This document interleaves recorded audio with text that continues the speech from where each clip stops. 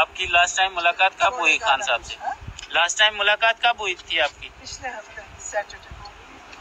کیا وجہ ہو سکتی ہے عمران خان صاحب کو اتنا اکیلا رکھ کے؟ کیا مقاصد کیا ہو سکتے ہیں؟ آپ کو کیا سمجھ آتا ہے؟ ان کے مقاصد اتنے خراب ہیں، یہ نہ ملک دشمن ہے، نہ ان کو ملک کی فکر ہے، نہ کسی چیز انسانوں کی فکر ہے، اور عمران خان ایک ہی آدمی ہے جس سے دنیا میں یہ پہچانے جاتے ہیں۔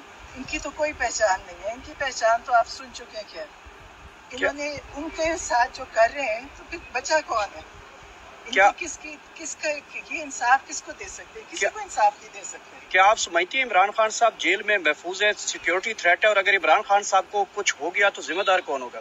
ذمہ دار یہ لوگ ہوں گے جنہوں نے ان کو رکھا ہے، اور ان کا خیال ہے کہ اس کے بعد یہ بچ جائیں گے۔ کوئی نہیں بچے گا۔